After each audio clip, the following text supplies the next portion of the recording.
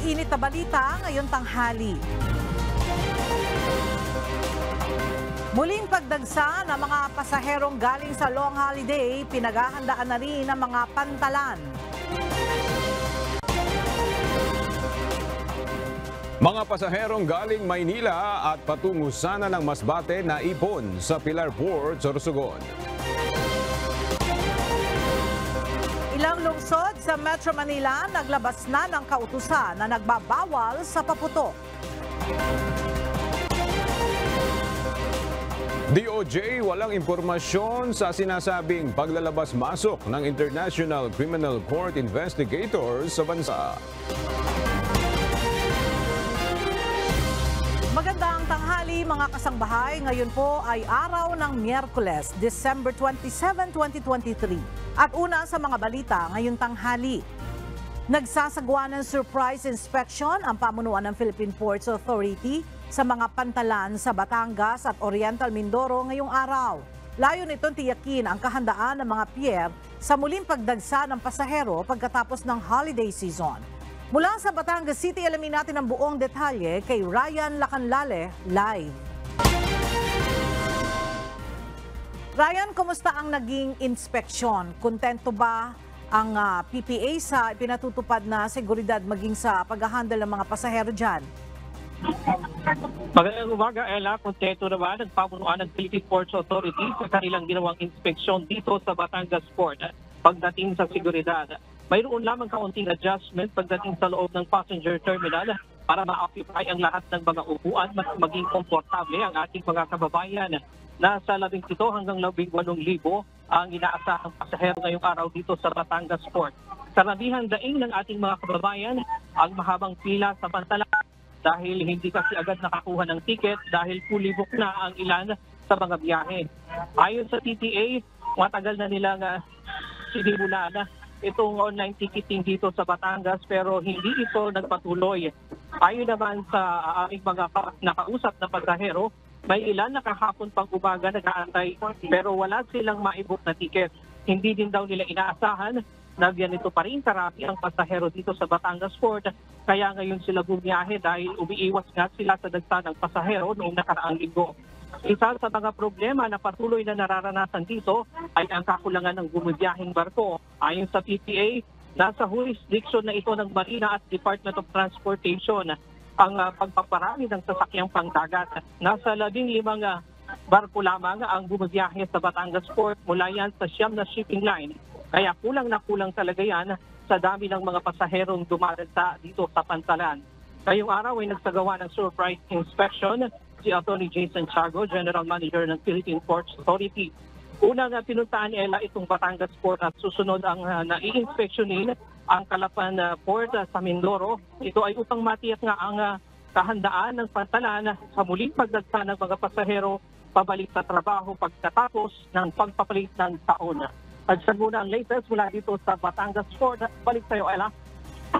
Ryan, kumusta naman ang seguridad ng mga pasahero na uuwi? Dahil alam mo, pag maraming tao, nandiyan na yung mga taong nananamantala o mga nanloloko. Oo, Ella, mahigpit ang kanilang seguridad dito. May mga pulis na nagbabantay at mga kawani ng Philippine Coast Guard at patuloy ng paalala din ng PPA sa ating mga kababayan na mag-ingat sa dami ng mga tao na dumadagsa sa mga pantalan. Siyempre, hindi naman kaya nilang lahat bantayan ng mga pumupunta dito. Kaya precautionary measure pa rin sa ating mga kababayan na magtutungo sa mga pantalan, Ella. Alright, maraming salamat, Ryan Lacanlale. Maraming pasahero ngayon mula sa Maynila ang naipon sa Pilar Port, Sorsogon. Sila yung mga pasakay sana ng barko patungong Masbate, ngunit naiwan ng biyahe dahil sa tagal ng mga bus mula Maynila. Para sa detalye ng balitang yan, ihahatid sa atin ni Jerry Galicia live. Jerry, ano yung dahilan ng pagkaantala ng mga bus mula Maynila? At mayroon na bang solusyon na ginawa dyan yung mga shipping line para naman ma-accommodate pa rin yung mga pasahero? Yes, Aga, ayon sa nausap natin na Operation Manager ng Montenegro Shipping Lines na sinasakay doon ng Roro, Roro bus ay yung mabigat na daloy ng trapiko doon sa mga ginagawang construction sa mga kalsada, partikular dito sa may Barangay Camarines Sur na kung saan one lane lang ang ginagamit ng mga motorista, kaya nade-delay ang mga biyahe ng pampaserong bus na sinasakay sa Roro vessel dito patawid ng Isla Masbate. At nakikita nilang isang solusyon dyan, ang ginagawa nila ay iniikot nila doon sa nagkaroon sila ng routing papunta doon sa Daet, Camarines Sur, papunta doon sa Sipocot at umikot pa ng matagal na halos maabot pa ng 2 oras. Kaya ngayon ay na-delay pa rin ang mga pagpunta rito, pag-uwi ng mga pasahero patawid dito sa isla ng Masbate. Halos 2 hanggang 4 na oras ang delay ng pampaserong Roro bus mula sa Parañaque Integrated Terminal Exchange o PITX na patawid ng isla ng Masbate dahil sa naranasan mabigat na daloy ng traffic sa Quezon Province at sa Naga City sa Camarines Sur. Alas 12 na tanghali umaalis ang Roro bus sa PITX sa Metro Manila at inaasang alas 11 ng gabi makakarin sa Pilar Port sa Sorsogon. So dahil sa traffic, hindi umaabot sa biyahe ng roll-on roll-off vessel ang mga bus na puno ng pasahero na patawid sa isla ng Masbate. Ang sa Montenegro Shipping Lines, inaasahan magkakaroon pa rin ng delay sa biyahe ng bus sa darating na December 29 at 30 na posibleng aabot ng 6 na oras ang delay gaya na nangyari nitong weekend. Nakapagtala naman ng nasa 2,000 pasahero kada araw ang Pilar Port sa Sorsogon. Ito ay mga pasahero na mula pa sa Metro Manila at karatig lalawigan ng Albay at Sorsogon na dumagsa na magsimula ang holiday rush.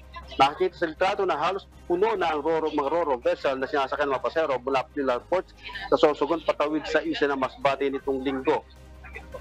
Ang ibang mga pasahero nakatayo na at ang ilan ay nakaupo sa hallway ng barko, nakabiyahe lamang patawid sa isla ng Masbate. Samantala patuloy pa rin ang dating ng mga pasahero na umaalis at dumadating dito sa Mapantalan o Pangunan Pantalan sa probinsya ng Masbate ngayong araw.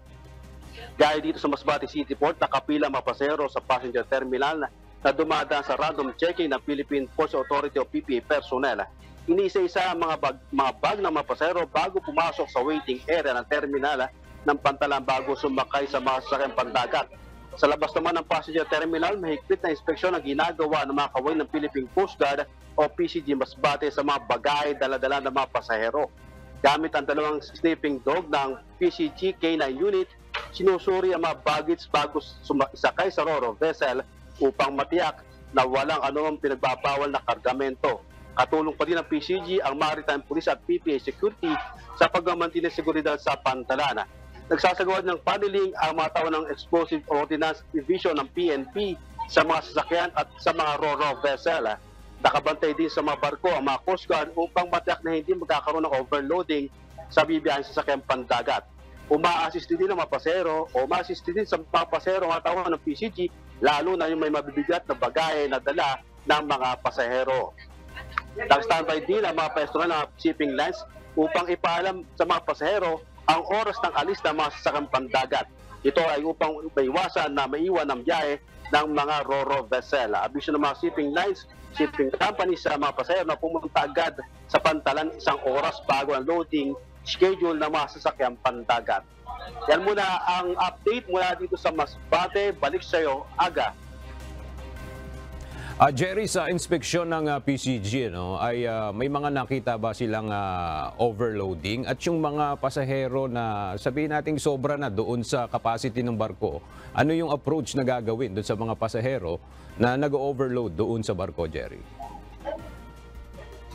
Yes, Aga, sa ngayon wala pa na mga nakikitang overloading doon sa mga passenger o sa mga Roro vessel na bubiyahe dito sa particular sa Masbate City Port dahil accommodated naman at marami namang sasakyang pandagat na bumibiyahe dito.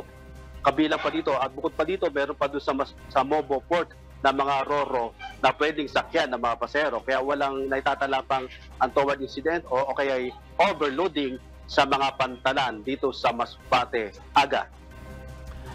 Okay, maraming salamat, Jerry Galicia.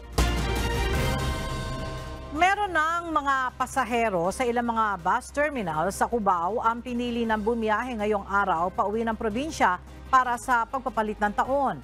Mula sa Quezon City, alamin natin ang detalye kay JP Nunez live.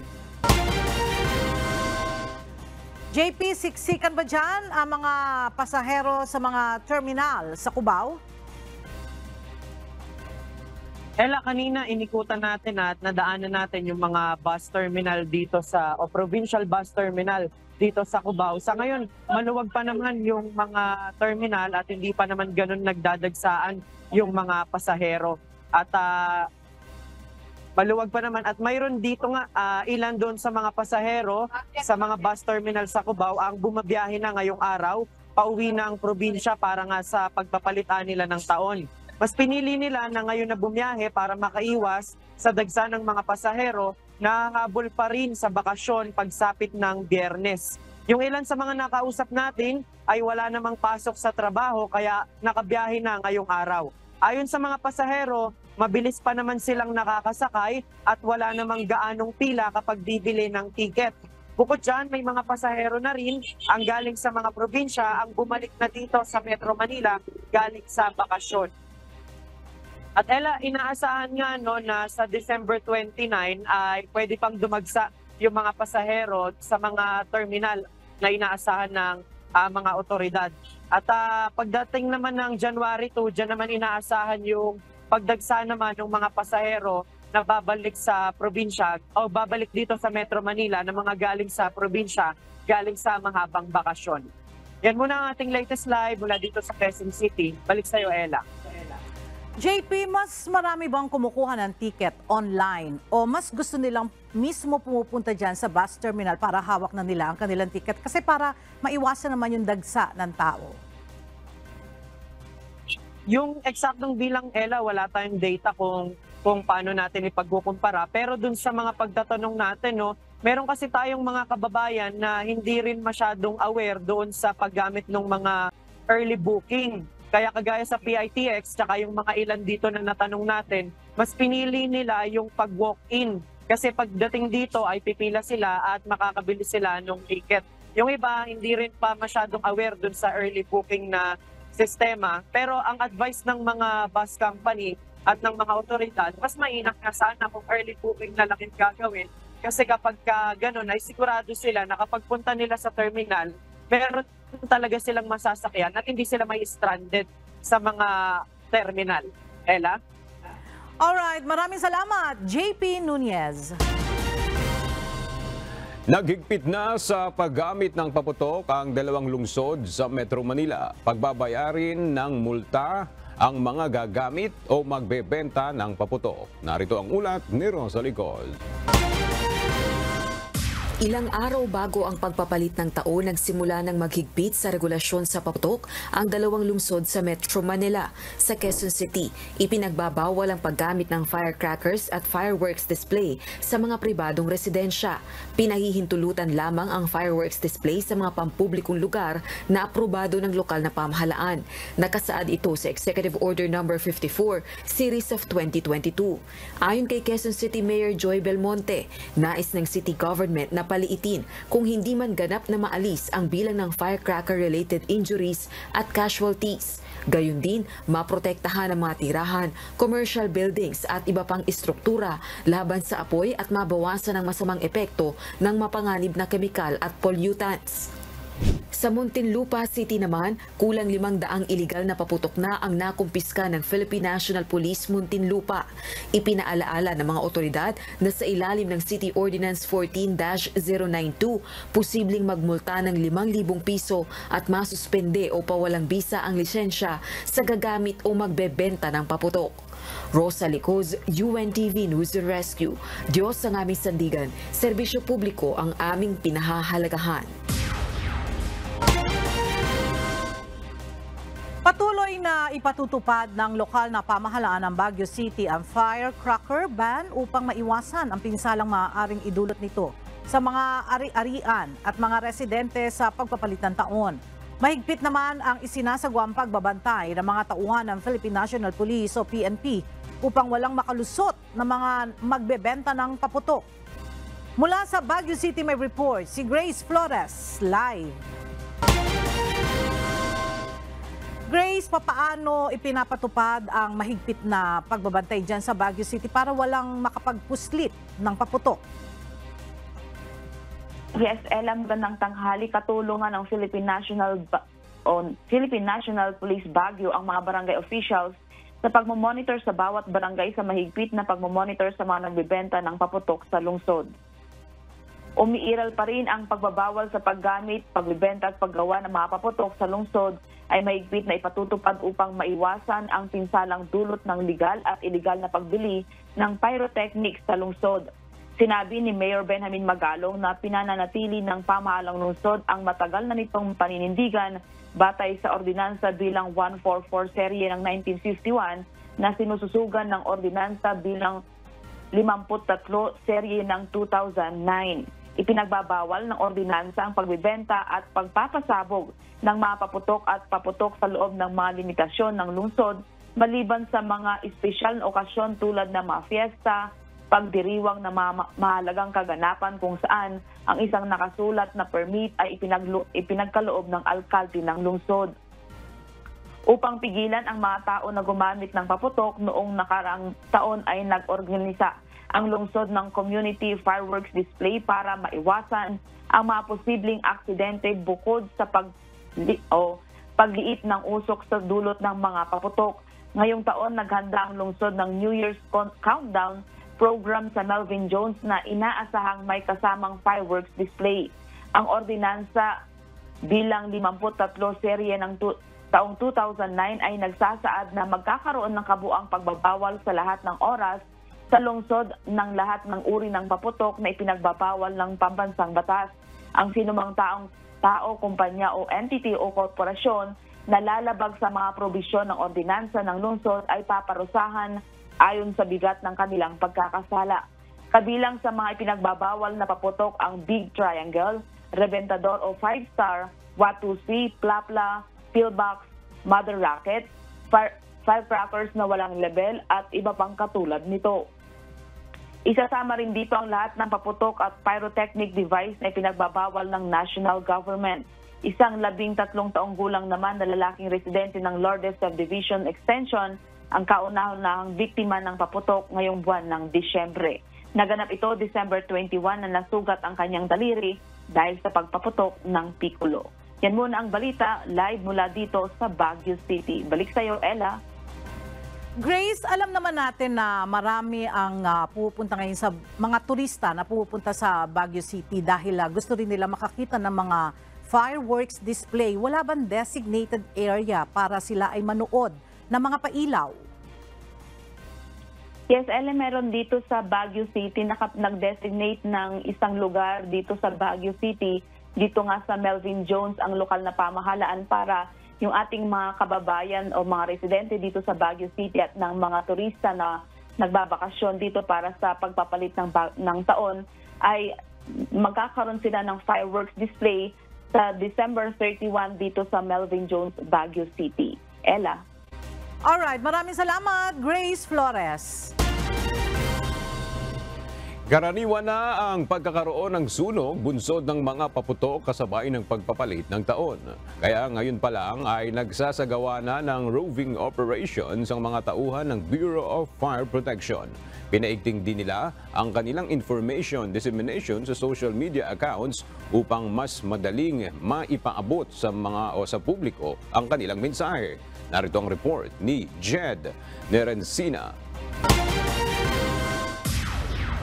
Nakataas na sa Code Red Alert status ang Bureau of Fire Protection simula pa noong December 23. Nangangahulugan ito na kanselado ang bakasyon at leave ng kanilang mga tauhan hanggang January 1 sa susunod na taon. Ayon kay BFP spokesperson Fire Superintendent Annalie Atienza, nais nila na kumpleto ang kanilang mga tauhan upang agad makaresponde sa mga sunog. Pinaigting din nila ngayon ang inspeksyon sa manufacturers at sellers ng mga paputok. Lahat po, tayo po ay kailangang rumisponde in case kailanganin po ang ating serbisyo. Wala po allowed na naka-leave ngayong panahon na ito dahil nga po kailangan full force ang ating buong puwersa ng Bureau of Fire Protection. Magpapakalat din ng BFP ng mga bumbero sa matataong lugar upang magbibigay dagdag sense of security sa mga tao. Sa tala ng ahensya, Mayroon ng 15,679 na insidente ng sunog sa bansa mula Enero hanggang Disyembre ngayong taon. Mas mataas ito kumpara sa naitala noong isang taon. Ngunit nitong nagdaang December 24 hanggang ngayong araw, wala pa silang naitatalang bagong insidente. However, nito pong dumaan ang December 24 hanggang ngayong araw. Magandang balita po ito na zero fire incident po tayo pagdating po sa firecrackers. At panalangin po talaga natin, panatilihin na po natin itong zero fire incident hanggang pumasok ang 2024. Gayunman, araw-araw pa rin ang pagpapaalala ng BFP sa publiko tungkol sa pag-iingat para maiwasan ng pagkakaroon ng sunog, lalo na dahil sa paggamit ng mga paputok. Hinihikayat din ng bawat lokal na pamahalaan na ipagbawal ang paggamit ng paputok sa mga bahay at residential areas. Mas mainam aniya na manood na lang ng fireworks display na inihanda ng bawat LGUs. Jed Neresina, UNTV News and Rescue. Diyos ang aming sandigan, serbisyo publiko ang aming pinahahalagahan. Nagbabala ang Philippine National Police o PNP sa publiko kontra sa paggamit ng mga pinagbabawal na paputok, lalo na ang mga bagong nauuso ngayon. Samantala, muli ring nanawagan ng isang mambabatas na magkaroon na ng firecracker ban sa bansa. Narito ang balita ni Harleen Delgado. Tuloy ang panawagan ng Philippine National Police o PNP laban sa paggamit ng mga iligal na paputok o firecrackers. Bukod sa mga karaniwan ng ipinagbabawal gaya ng boga, mahigpit na pinapaalalahanan ng pambansang pulisya ang publiko laban sa mga bagong paputok na lubhang delikado gaya ng tinatawag na Goodbye Hamas. Mas malaki pa po sa coke and can. Kung mapapansin niyo po yun, mga parang D4 na po na tubo na ang kanyang laki. So hindi po talaga yon pwede. Kahit mga ari-ariang kayang sirain po, napakadelikado po. Dahil unang-una po, yung pulbura na inilagay doon, talagang napakarami. 0.2 grams lang po dapat ang nakakarga po sa mga paputok.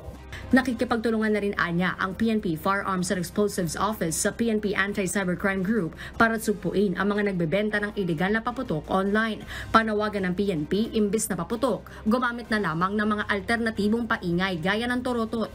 Para naman sa isang mambabatas, napapanahon na ang firecracker ban sa bansa. Ayon kay Senator Sherwin Gatchalian, sa kabila ng mga direktiba kontra paputok, taon-taon na lamang may nabibiktima nito. Dapat din anyang isaalang-alang ang idinudulot itong psychological trauma at anxiety disorders, pati na ang epekto sa mga alagang hayop. Sa kanyang inihaing panukalang batas noong nakaraang taon, kailangan kumuha ng special permit mula sa PNP Firearms and Explosives Office para sa paggamit ng fireworks at iba pang pyrotechnic devices. Tanging mga profesional lamang din anya sa paggamit ng paputok ang maaaring magsagawa nito. Una nang nanawagan sa Department of the Interior and Local Government o DILG Secretary Benra Avalos sa mga lokal na pamahalaan na magpasa ng lokal na ordinansa na magbabawal sa paggamit ng paputok at sari-sariling fireworks display. Anya, kaya namang ipagdiwang ng selebrasyon ng walang paputok at ligtas pa para sa lahat. Isinusulong ng DILG ang supervised fireworks displays sa common spaces sa mga komunidad gaya sa munisipyo at iba pang itinalagang lugar. Harleen Delgado, UNTV News and Rescue. Diyos ang aming sandigan, serbisyo publiko ang aming pinahahalagahan.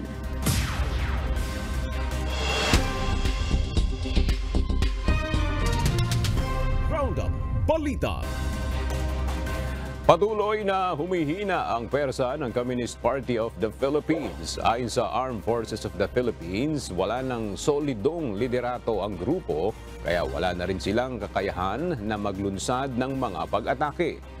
Kaya para sa kanila, wala nang saysay ang pagdedeklara ng CPP ng unilateral ceasefire. Ibig sabihin, kulang sila sa personality, kulang na rin sila sa mga kagamitan, and they are no longer able to perform their mission, which is to recruit new members and generate resources. Wala na rin po silang mass base. Ibig sabihin, tunaw na po yung mga pinagtataguan nilang mga communities, and at the same time, yung mga mass organization na inorganisa po nila, tunaw na rin po, so wala na rin po silang natatanggap na suporta. Ipinag-utos ni Pangulong Ferdinand Marcos Jr. na ipangalan sa mga pulis na nagpakita ng huwarang serbisyo ang 8 kampo ng Philippine National Police at iba pang mga property ng PNP. Ayon sa Presidential Communications Office, batay ito sa Proclamation No. 429 at 430 na nilagdaan ni Executive Secretary Lucas Bersamin noong December 20. Ang Police Regional Office 12 sa General Santos City ay tatawagin ng Camp General Paulino T. Santos. Ang Biliran Police Provincial Office naman ay tatawagin ng Camp Private Andres P. Dadizon Police Regional Office 8. Habang ang Camarines Sur 1st Provincial Mobile Force Company Headquarters naman ay tatawagin ng Camp 2nd Lieutenant Carlos Rafael Paz Imperial Police Regional Office 5. Ang Camarines Sur Police Provincial Office ay tatawagin ng Camp Colonel Juan Querubin Miranda. Ang 50th Maneuver Company Regional Mobile Force Battalion 5 ay tatawagin ng Camp Police Mac Jim Ramirez Tria. At ang Camp Efigênio C. Navarro PRO Mimaropa ay tatawagin ng Camp Brigadier General Efigênio C. Navarro. May 2 naman donated property sa PNP ang ipinangalan din sa mga huwarang pulis. Sarado mula kahapon hanggang sa Sabado, December 30, ang northbound lane ng EDSA Rojas Boulevard flyover. Ayon sa Department of Public Works and Highways, bibigyang daan nito ang paglalagay ng 2 expansion joints. Bunsod nito, pinayuhan ng DPWH ang mga motorista na dumaan sa mga alternatibong ruta upang maiwasan ang abala. Pinangangambahan ng isang agricultural group ang posibilidad na bumaba ang produksyon ng bigas sa bansa sa susunod na taon. Giit naman ng NEDA, may ginagawang paraan ng pamahalaan para mapanatili ang sapat na supply at presyo ng mga pagkain sa bansa. Mula sa QC, narito ang live report ni Ray Pelayo. Ray, bakit pinangangambahan yung ganitong senaryo? Dahil pa rin ba ito sa epekto ng El Nino, Ray?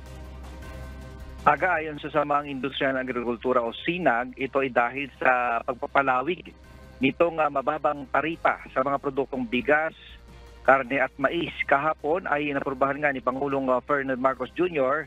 ang extension ng reduced tariff sa mga produkto sa loob pa ng 1 taon. Pangamba ng SINAG, ang mababang taripa ay magpapaluwag sa pagpasok sa bansa, lalo na ng bigas. Narito ang pahayag ng Executive Director ng SINAG na si Jason Kainglet. Marami kasi pumasok kayo na bigas, baka sa next cropping wala ng 30, baka bumalik sa 20. Kung maraming pumasok na bigas na nag-import, bilbang taripa, pumasok ng marami. Ayon pa sa SINAG, hindi naman nararamdaman ng mga consumer kung may pumapasok man na murang produkto dahil sa importasyon. Mataas din na nila ang presyo nito, mapa, karne o bigas man. Pero ang lugian nila ngayon ay ang mga magsasaka dahil mababa ang farm gate price ng manok at baboy, kaya hindi na ayon naman sa National Economic and Development Authority o NEDA, na solusyonan nila ang agwat sa farm gate price at retail price. Ito ay dahil nila sa mataas na gastos sa logistics o pagbiyahe ng mga produkto. Kaya naman inilis na nila ang binabayaran ng mga biyahero. Ang pagpapababaan nila sa taripa ay para matiyak na may sapat na supply ang bansa, lalo na sa posibleng maging epekto ng El Nino sa susunod na taon. Aga? Maraming salamat, Ray Pelayo. Inaasahan ang pagtaas pa ng presyo ng karneng baboy habang hindi pa natatapos ang holiday celebrations. Kaya naman, may ilang tips para malaman kung sariwa ang laman ng baboy na ibinahagi ng ilang nagtitinda nito. Narito ang report ni Harry Ilagan. Patuloy ang pagtaas ng presyo ng kaninang baboy sa Mega Q-Mart. Tumaas ng 30 pesos ang presyo ng liempo at lomo, habang 20 pesos ang itinaas ng kasim, pork chop, pata, ribs at giniling. Ayon sa nagtitinda, tataas pa ng 5 piso hanggang 20 piso ang presyo ng karning baboy dahil galing pang Bulacan at Batangas ang mga supply nila ng baboy, kaya mataas na rin ang bigay sa kanila ng mga supplier. Kasi sa mga supplier namin, nagtaas na sila eh. Mga 5 pesos na yung tinaas eh. Sa Prisco Market naman, tumaas na ng 20 hanggang 40 pesos ang kada kilo ng karning baboy. Ayon pa sa nagtitinda, asahang tataas pa ng 10 pesos hanggang 20 pesos ang presyo ng baboy sa mga susunod na araw. Opo, baka tumaas pa. Sa Muñoz Market, nagtaasa na din ng 20 pesos ang presyo ng kanilang kasim, pork chop at pigi. 10 piso naman ang tinaas sa liempo, dating 340 pesos, ngayon ay 350 pesos na kada kilo. 30 pesos naman ang tinaas sa pata. Sana maintindihan nila bakit kami nagtataas ng baboy. Samantala, nagbigay naman ng ilang tips ang mga nagtitinda ng baboy sa mga palengke. Ayon sa kanila, madali namang nilang tandaan kapag fresh o sariwa ang binibiling kanin ng baboy. Kapag fresh, may balat. Tapos saka yung kulay niya. Yung talaga yung kulay niya. Pagka yung mga frozen, maputla ang ano niya. Nakikita niyo naman yung quality ng baboy namin yan. Talaga maganda yung kulay, may mga balat siya. Mga balat yan. Yung walang balat yan. Yan ang mga talaga sariwa. So pag may permit, sigurado yun fresh yun. Kailangan mapula at saka hindi siya basa. Basta maganda yung... Lagi nagpapaalala ang Department of Trade and Industry sa mga consumer na piliing mabuti ang mga binibiling karne ng baboy upang makasigurado na safe at ligtas itong kainin para hindi makompromiso ang kalusugan ng kanilang pamilya at mahal sa buhay. Hari Ilagan, UNTV, News and Rescue, Diyos ang aming sandigan, serbisyo publiko ang aming pinahalagahan. Nag-inspeksyon ngayong araw ang Department of Health Region 3 sa pinakamalaking ospital sa Bulacan. Isa-isang inalam ng DOH ang ginagawa nitong paghahanda sa mga pasyenteng posibleng mabiktima ng paputok sa pagpapalit ng taon. Mula sa Bulacan, narito ang ulat ni Nestor Torres, live. Nestor, 100% na bang nakahanda ang mga ospital dyan sa Bulacan para dito sa posibleng pagtanggap ng mga mabibiktima ng paputok at iba pang insidente na maaaring mangyari kasabay ng selebrasyon sa pagpapalit ng taon? Sa mga public at private hospital dito sa Bulacan, particular dito sa Bulacan Medical Center ay handang-handa na dahil ito pa lang mga nakaraang mga linggo ay inayos na nila yung kanilang mga gagamitin para dun sa mga mapuputukan. Nagsimula na mag-inspeksyon ang Department of Health Region 3 sa mga malalaking hospital sa Central Luzon, partikular dito sa Bulacan para sa nalalapit na pagpapalit ng taon. Sa Bulacan Medical Center, pasado alas 9 nga kanina ay binisita ng DOH ang mismong emergency room ng BMC. Pinangunahan ito ni DOH Region 3 Regional Director Corazon Flores. Inalam ng DOH kung may sapat na kagamitan at handaan ng mga room na para sa mga mapuputukan, partikular sa mga minor at major injury. Ayon sa Chief Hospital ng BMC, nakahanda sila pati na yung kanilang mga tao na aabot sa mahigit 50 para kung sakaling sumapit nga itong pagpapalit ng taon ay nakadeploy ang mga ito mismong sa disperas pa lang ng araw ng pagpapalit ng taon. At ayon pa sa BMC, meron silang mga code white na naka-standby na personnel. Ibig sabihin, ito yung mga team na nakabantay on call at meron namang duty din. At ito ay sakaling magkaroon ng casual incident ay nakahanda sila. Casualty incident. Samantala, batay sa tala ng DOH Region 3, 14 na ang bilang ng mga naputukan sa Region 3. At pinakamarami dito nga ay sa Pampanga na umabot ng 10 at sa Bulacan naman ay umaabot na ito ng 4. Mas mataas ito kumpara doon sa nakaraan ding taon na bilang ng mga naputukan sa rehiyon na umaabot nga ng 7 na ngayon ay nasa 14 na yung naputukan sa Region 3. Sa ngayon, 4 nang naputukan sa related firecracker injury sa Bulacan at isa dito nga ay dito sa Bulacan Medical Center. Sa ngayon nga, patuloy pa din nga itong ginagawang pagbabantay at meron namang mga ambulansya at mga disaster rescue team mula sa municipal at provincial disaster na naka-standby sakaling magkaroon ng bilang ng mga mapuputukan ay merong magdadala sa mga pasyente sa kanilang mga lugar, maging sa mga barangay o munisipalidad. At yan ang latest live mula dito sa Bulacan. Balik sa iyo. Aga? Maraming salamat, Nestor Torres. Wala pang impormasyon ang Department of Justice hinggil sa sinasabi ni Attorney Harry Roque na labas-masok umano ang mga miyembro ng International Criminal Court o ICC dito sa bansa. Para sa detalye, may live report si Dante Amento. Dante, kung walang impormasyon ang DOJ dito, maaari bang magsagawa ng investigasyon ang ICC ng walang koordinasyon sa Philippine authorities? Ang sinasabi ng Department of Justice o DOJ, kailangan talagang makipag-ugnayan ng International Criminal Court o ICC dito sa bansa sa pamamagitan ng Department of Foreign Affairs bago sila makapag-imbestiga. Sa naging pahayag ni dating Presidential Spokesman Attorney Harry Roque, may nakuhaan niya siyang impormasyon na nakapasok na sa bansa ang mga miyembro ng International Criminal Court o ICC. Sila ay nag-iimbestiga na umano dito sa bansa. Dagdag pa ni Roque, mukhang totoo nga raw ang isyu na nakipagtulungan na ang Pilipinas sa ICC. Subalit nang tanungin ng UNTV News si Department of Justice o DOJ Secretary Crispin Rimulya hinggil dito, sinabi ni Rimulya na hindi madali o simple ang paglabas-pasok dito sa Pilipinas para mag-iimbestiga.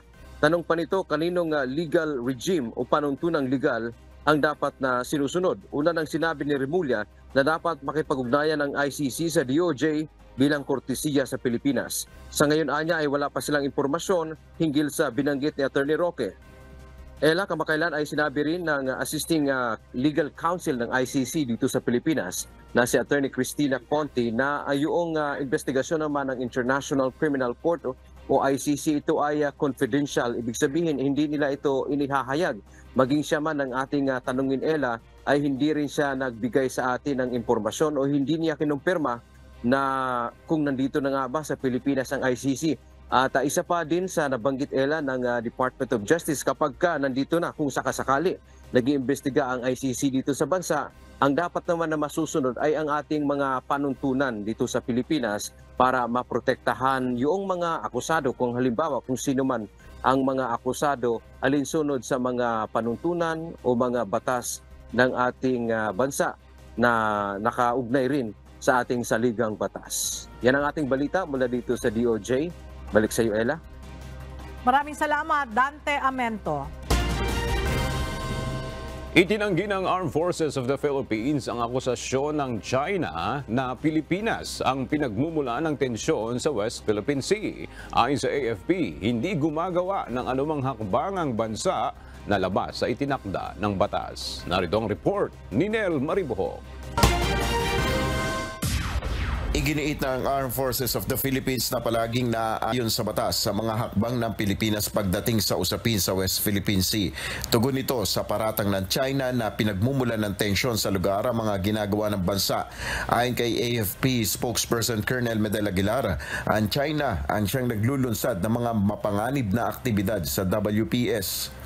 Sinusunod po natin ang batas. Hindi tayo nagsasagawa ng mga activities na makaglalagay sa panganib sa ibang mga maglalayag. Tulad po ng kanilang ginagawa, nagkakandak sila ng shadowing, nagkakandak sila ng mga dangerous maneuvers, gumagamit pa sila ng water cannon, at minsan nagresulta nga ito sa mga collision at sea. So lahat po ng mga violations, sila ang may kagagawan. Ikinagagalak naman anya ng Pilipinas ang suportang nakukuha mula sa ibang bansa sa labang ito sa pinagtatalunan teritoryo. Ngayon po, sa pag-alyansa natin sa ibang bansa, ito po ay dahil alam ng maraming bansa na tama ang ating pinaglalaban. At ito po ay para sa pagpapalakas ng isang international law na kung tawagin is United Nations Convention on the Law of the Sea, because this is the only way to peacefully resolve maritime disputes. Nel Maribuhok, UNTV News and Rescue. Diyos ang aming sandigan, serbisyo publiko ang aming pinahalagahan. Isinusulong ng konseho sa munisipalidad ng Kalayaan na dapat gamitin o idugtong ang Municipality of Kalayaan, Province of Palawan, Republic of the Philippines kapag binabanggit ang mga features sa West Philippine Sea. Bukod sa pag-iit sa ating teritoryo, ito rin ay pagsusulong sa ating narrative o kasaysayan. Narito ang report ni Dante Amento. Hindi umano nabibigyang diin na bayan ng Pilipinas ang Kalayaan Municipality na siyang nakasasakop tuwing nababanggit ang ilang features sa West Philippine Sea. Kabilang narito ang Ayungin Shoal, Pag-asa Island, Rizal Reef at marami pa na sakop ng Exclusive Economic Zone ng bansa. Kaya naman ipinasa ng konseho ng nasabing bayan ang isang resolusyon na humihimok sa mga media outlet na kapag may sinabing feature sa WPS ay gamitin ang Municipality of Kalayaan, Province of Palawan, Republic of the Philippines. Ayon sa author ng resolusyon na si Municipal Councilor Maurice Philip Alexis Albaida, pagpapakita ito na liban sa katotohanang pagmamay-ari ng Pilipinas ang nasabing teritoryo, bahagi na rin ito ng pagsasabi ng kanilang mayamang kasaysayan. Mabubura din ito ang fake news o maling impormasyon na ipinapakalat ng China na kanila ang mga feature sa West Philippine Sea. It's for the whole nation na kilalanin na yung mga features dun sa West Philippine Sea, particularly doon sa jurisdiction ng PD 5096 ay merong inaangkoran, merong inaangklahang munisipyo. Kung saan po ito yung munisipyo ng Kalayaan, lalawigan ng Palawan, Republika ng Pilipinas. Dagdag pa ng opisyal, may plano na rin sila na ipipresenta sa national government kung paano mas mapag-ibayong mapagsisilbihan ng maayos ang kanilang nasasakupan doon. Taong 2016 ay naipanalo na rin ng bansa sa International Tribunal na pag-aari ng Pilipinas ang ilang features sa West Philippine Sea, gaya ng Mischief Reef at Ayungin Shoal. Dantiamento, UNTV, News and Rescue.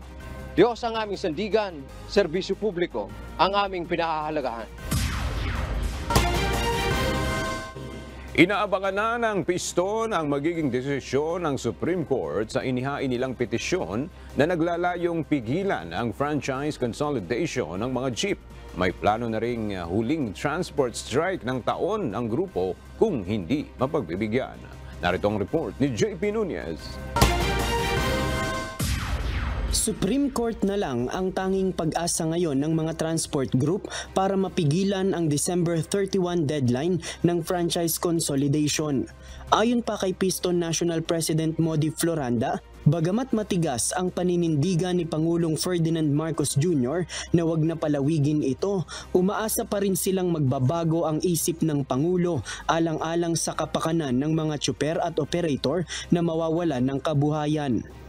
Maano po tayo na makita mismo ni BBM yung kahalagahan ng sektor ng ating public transport. Dapat makita ni BBM na kapag nawala yung sektor ng public transport sa branch ng January. Kapag natuloy ang deadline, nasa 35,000 o higit pa na mga driver at operator ang maaaring mawalan ng hanap buhay pagsapit ng January 1 ng susunod na taon. Nasa 55% pa lang din umano ng mga traditional na jeep sa Metro Manila ang pumasok sa consolidation. Ito rin ang dahilan kaya nagbabala sila na maaaring magkaroon ng transport crisis kung tuluyan ng mapapaso ang mga provisional authority ng mga unconsolidated PUJs. Habang hindi pa dumadating ang deadline, ayon sa Piston, may plano pa silang magsagawa ng tigil pasada sa mga susunod na araw. Karalan po natin bago dumating ng December 31 na magkakaroon po din ng isang malaking pagtigil. Bukas may isasagawang tigil pasada ang mga miyembro nila sa Iloilo at Bacolod. Susundan naman ito ng kanilang mga miyembro sa Rojas City, Cebu City at Southern Tagalog sa mga susunod na araw. JP Nunez, UNTV, News and Rescue. Diyos ang aming sandigan, serbisyo publiko ang aming pinahahalagahan.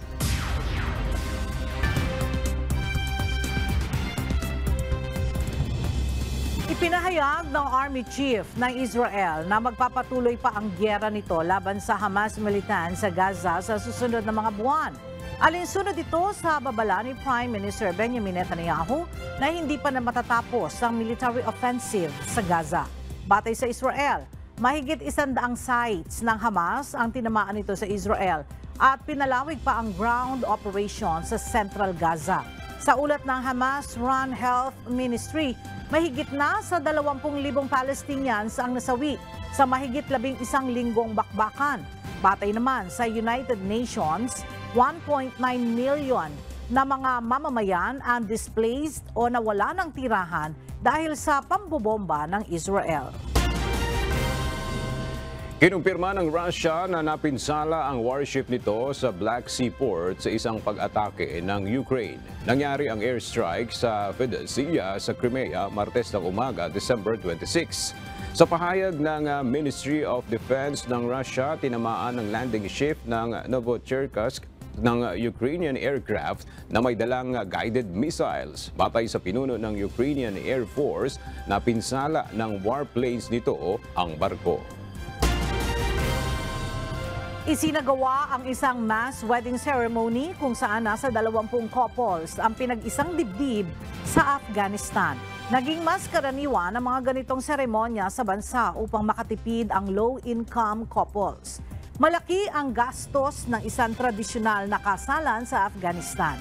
Organized ang event sa Kabul ng isang charity na nagkaloob din ng mga items sa mga bagong kasal, kabilang na ang isang carpet at household appliances. حداقل دولت دونیم لازم پا مصارف بوده اینجا خیلی خدر مصارف نداره زیاد شد 10,000-15,000 مصارف شد ما با مدت 3 سال نامزد مانده بودم مدت 3 سال نامزد مانده بودم مدنی برنامه اشتراک کردم فعلا اشکال At sa ating pong iiwang mga salita ng Diyos na ating sandigan mula sa Aklat ng Kawikaan, Kapitulo 18, versikulo 24 na nagsasabi, ang nagpaparami ng mga kaibigan ay sa kanyang sariling kapahamakan, ngunit may kaibigan na mahigit kaysa isang kapatid.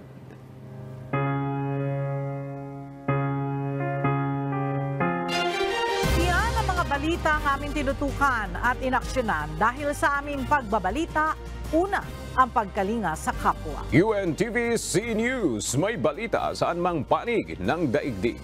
At dito sa UNTV, Diyos ang aming sandigan, serbisyo publiko ang aming pinahahalagahan. Magandang tanghali.